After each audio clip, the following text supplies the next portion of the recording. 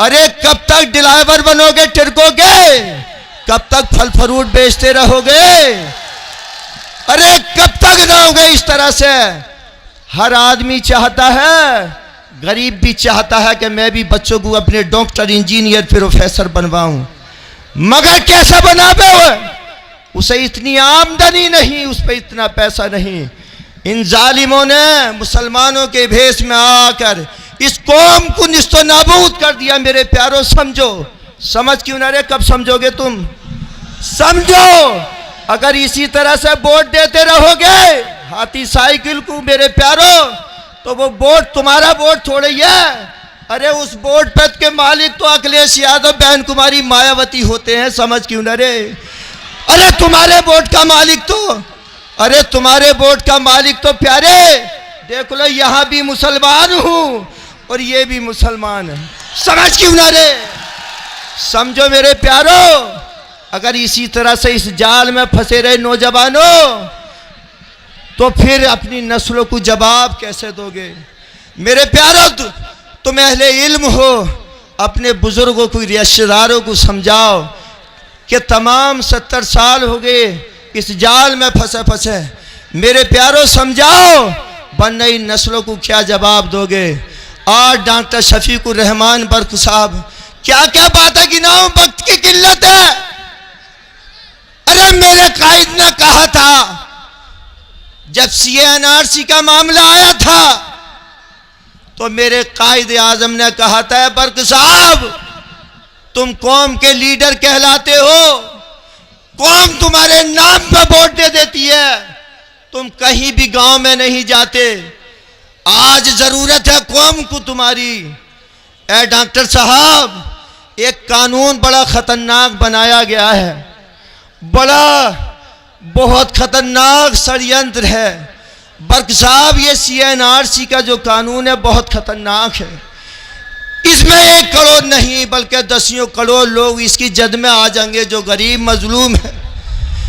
Doctor साहब समझो, अरे जो जमीनों वाले हैं वो तो ID प्रूफ दिखा देंगे, मगर जिन पे मकान, दुकान और किराए का मकान जमीन में, वो क्या ID प्रूफ दिखाएंगे वो गरीब? मेरे कायद ने कहा, बर्क साहब बहुत खतरनाक कानून है, चलो तुम कह भी ना सकते हो तो मेरे बराबर में खड़े हो जाइए सपोर्ट के लिए। बर्क साहब खड़े ना हुए। क्यों ना हुए मेरे प्यारों? अरे क्यों ना हुए? इसलिए कि उनकी डोर अखिलेश यादव के हाथ में थी, अखिलेश यादव के हाथ में थी। मेरे प्यारों, मसीहत इलाही को जला लाया, तमाम लोह किया हो बका, जब तड़पी कि मौला तू अब हमारे लिए कोई ऐसा रहनुमा भेज दे, मौला ऐसा कोई रहनुमा भेज दे क्या हमारी इन नस्लों का क्या होगा? मौला तू ऐसा कोई रहनुमा भेज दे। लोग तड़प रहे थे। मेरे यहाँ जने कितने कलाबाज थे, वो कहते थे, अरे प्रमुख साहब हमें कैसा बचाओगे? अरे मिल गया, हम नहीं, अल्लाह किसी ना किसी अपने महबूब बंदे को भेजेगा।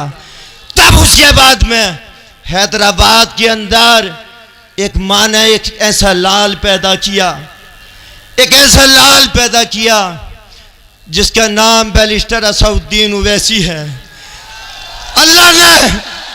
अल्लाह ने मेरे कायद से कहा, अरे मेरे असदुद्दीन ओवैसी, तुझे मैंने आज इसी दिन के लिए पैदा किया है।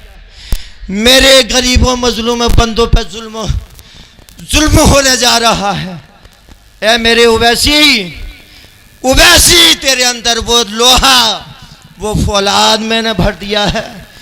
तुझे जरूरत नहीं है बर्क साहब की भी, तुझे जरूरत नहीं है किसी साहब की भी।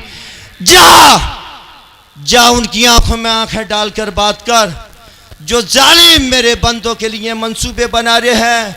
अरे तुमने सुना होगा, देखा होगा मेरे भाइयों, मेरे प्यारों, देखा होगा उस वक्त कि तमाम प्रधानमंत्री से लेकर गृह मंत्री तक बैठे थे, 545 बैठे थे।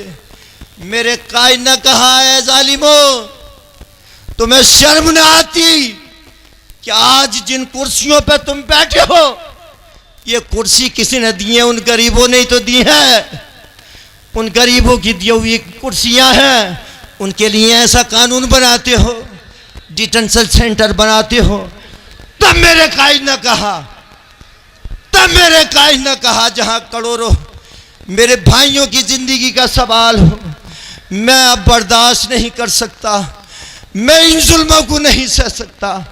मैं इस एनआरसी का समर्थन नहीं, बल्कि मैं इसके 4 टुकड़े करता हूं। मेरे प्यारों समझो, वो कौन था? ये मर्द मुजाहिद था।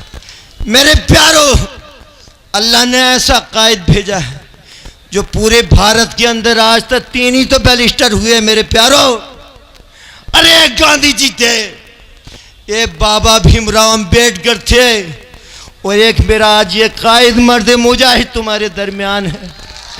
कैसा लाओगे? अरे कैसा कायद चाह रहे हो तुम? मेरे प्यारों समझो, अगर इबादत, अगर मुत्तकी परहेजगारी को अगर देखते हो तो मेरे कायद की कभी तहज्जुद की नमाज भी न छूटती। कैसा कायद लाना चाहते हो?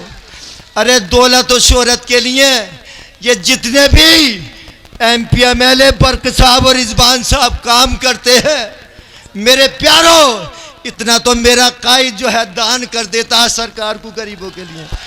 अरे मेरे प्यारों समझो, बस वक्त की किल्लत है। मेरे प्यारों समझो, मेरा प्यारा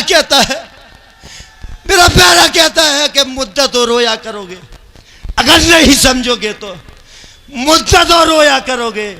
मेरे गुजर जाने के बाद याद मेरी आएगी, मेरे मर जाने के बाद प्यारों रोया करोगे, पछताओगे। अल्लाह ने वक्त दिया है, उस मशीन के दौरे कोई दलाल नहीं होगा, कोई राशन डीलर नहीं होगा। मेरे प्यारों, तुम होगे और वह मशीन होगी और अल्लाह होगा। मेरे प्यारों, किसी से डरो मत। पतंग के सामने वाला बटन दबाओ, अपने कायद को मजबूत करो, गैरों को मजबूत करो। मेरे शेरों समझो मेरे प्यारों। बस इसी बात पे अपनी गुफ्तगू खत्म करता हूँ।